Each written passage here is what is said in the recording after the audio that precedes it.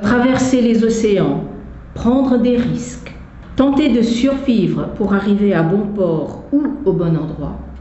Tel est le sort de trop d'êtres humains qui tentent de mener une vie décente. Je n'ai pas eu à subir de telles situations. Alors, je me pose la question, suis-je ou pas une migrante ? C'est pour vous dire que ce groupe perçu comme un groupe homogène, les migrants, les migrantes, ce groupe renferme beaucoup de plis singuliers, comme dirait le sociologue Bernard Lahire.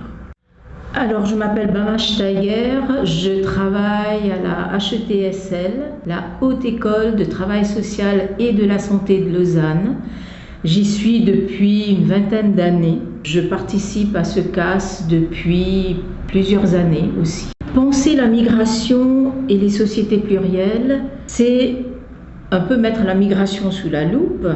Et penser cette migration et les sociétés plurielles, pour moi, ça évoque, pour moi et pour beaucoup de monde aussi, ça évoque depuis la nuit des temps, ce voyage incessant de l'être humain qui cherche à mener une vie meilleure, qui cherche à mener une vie qui vaut la peine d'être vécue. Même si aujourd'hui, avec le Covid, l'exil est de ne plus se déplacer. Pour me présenter et vous présenter la migration telle que je la perçois, telle que je la conçois, cette migration sous la loupe, j'ai 3 mots-clés à vous proposer. D'abord, l'esclavage. L'esclavage, c'est ce temps où des êtres humains, oui, des êtres humains étaient des objets qui appartenaient à d'autres êtres humains. Et du coup, comme ils étaient des objets, ils n'avaient pas de nom. Ils étaient sans âme, ils étaient sans défense. Nous sommes à l'époque de la traite négrière. La négritude, à mes yeux, n'est pas une philosophie.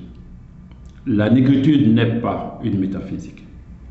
La négritude n'est pas une prétentieuse conception de l'univers. C'est une manière de vivre l'histoire dans l'histoire.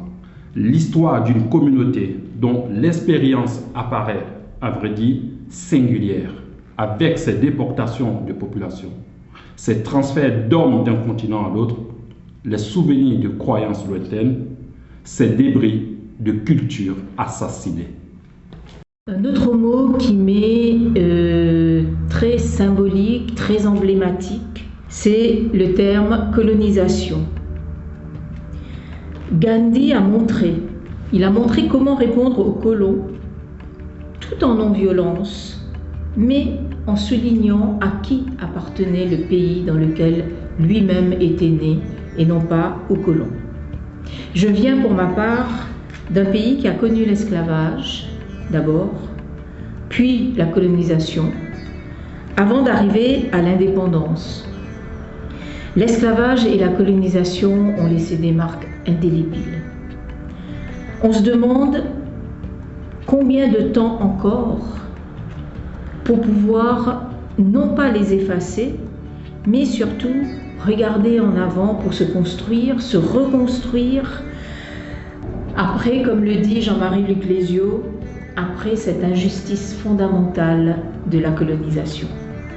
Chaque génération doit, dans une relative opacité, découvrir sa mission, la remplir ou la trahir. Mon 3e mot-clé, c'est migration, et nous y sommes, migration et société plurielle. La migration, pourquoi part-on ? Pour l'emploi ? Pour fuir la guerre ? Pour vivre ? Tant de raisons qui restent toutes valables et qui demandent de traiter tout être humain, je crois que c'est très important, de traiter tout être humain comme un être rationnel, capable de penser et capable d'agir. Et surtout, la migration surtout, pour se rappeler que parler des autres, c'est sûrement surtout parler de nous.